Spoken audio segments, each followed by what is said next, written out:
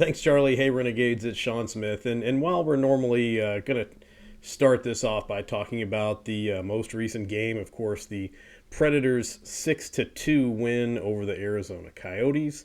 That's not really what we need to talk about, folks. There's a lot more happening today. Probably the biggest day for the Predators. Um, well, maybe since they made the Cup final. I think that's probably a pretty exciting day, as we all know. It was announced that the Predators' one and only from the very beginning of the franchise, general manager David Poile, is going to be retiring on June 30th at the end of the season. And Barry Trotz, the original coach of the Predators, will become the general manager on that date, but will be kind of acting in that position beginning now. And that kind of takes us to what we're going to talk about. A lot of moves today. Well, not a lot of moves, but there was a move today. It seems like a lot because the return's so crazy. But Tanner Jeannot gets traded to the Tampa Bay Lightning. Obviously, a lot of people were upset about the return for Nino Niederreiter, not getting anything much from him, a second-round pick, which people weren't super happy about. But it kind of makes sense when you consider there's term involved and that he's getting a little bit older, and whoever took him on was going to have to take care of a bigger cap hit. But then, seems like the big news, of course, is after all of this today, Tanner Jeannot gets sent to Tampa Bay for an absolute haul of draft picks. I'm talking a first rounder, a second rounder, a third rounder, a fourth rounder, and a fifth rounder, as well as defenseman Cal Foote. Now, that's probably not something to get super excited about there at the end, but the draft picks are pretty exciting, and that kind of signals that this team is actually in rebuild mode, and that, as many have clamored for, asked for, begged for, something crazy Charlie has been talking about since the radio days. It's going to be handled by someone besides David Poile. Nobody really wanted to enter into a rebuild, it seemed like, with David Poile at the helm, saying he'd had his chance to build something from the ground up and wasn't able to push it over to where it needed to get to. Very close, but wasn't able to get the job done, and they wanted to see a rebuild under someone else, and they're getting that in the form of Barry Trotz. And I'll tell you what, he's got a lot of draft picks to work with.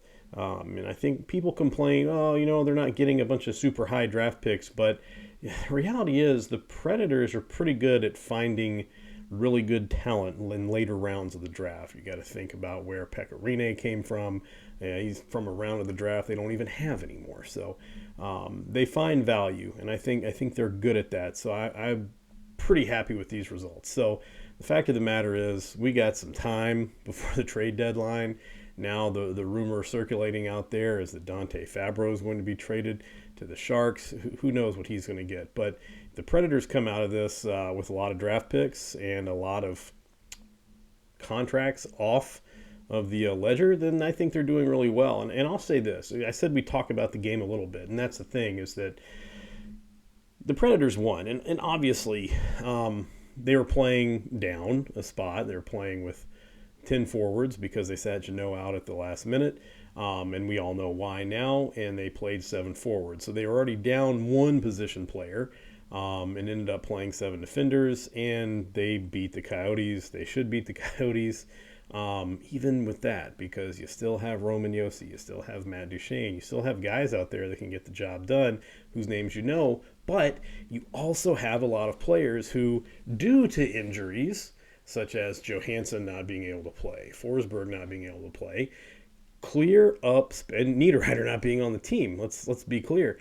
Clearing up space in the top 6 for some of these guys that we've been talking about for a while. Philip Tomasino, Cody Glass. Of course, Juuso Parsonen's injured right now as well. But even Tommy Novak coming in, playing big minutes and getting big results. And Renegades, I trust that a lot of you have been here from the beginning and that you know about hockey. But for any of you Renegades out there who just you're new to this, a rebuild,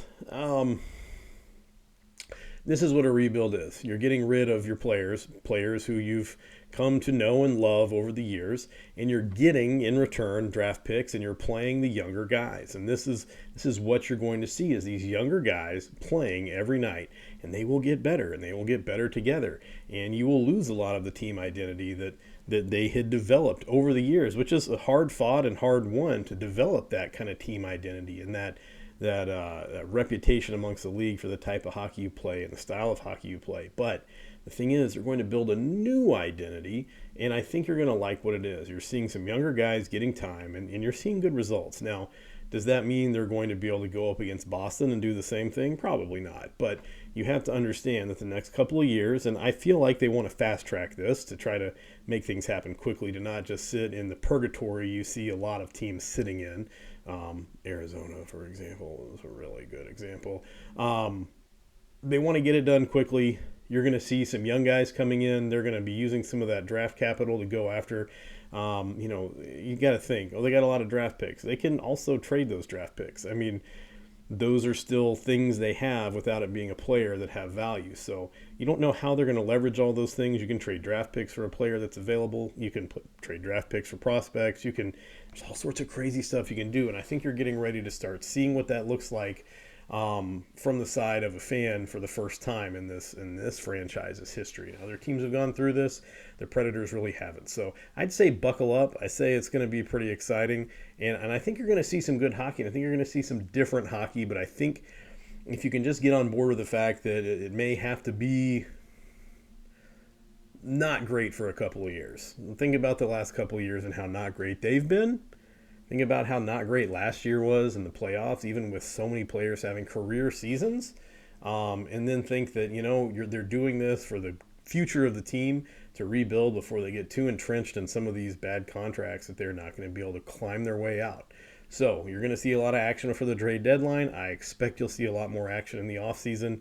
And, of course, Nashville's hosting the draft this year. So that's a big feather in their cap, but it also means that they're hosting everyone. They're going to be there. Everyone's playing on their court for that draft. So I think it's a great opportunity to see what Barry Trotz as the new GM is going to do. Charlie, I've gone on way too long. It's been a crazy day, an absolutely crazy day in Nashville Predator history. You can mark it down on your calendars. I think by this time next season, this team's going to have a whole different look. And Charlie, that's all I got. I'm going to send it back over to you.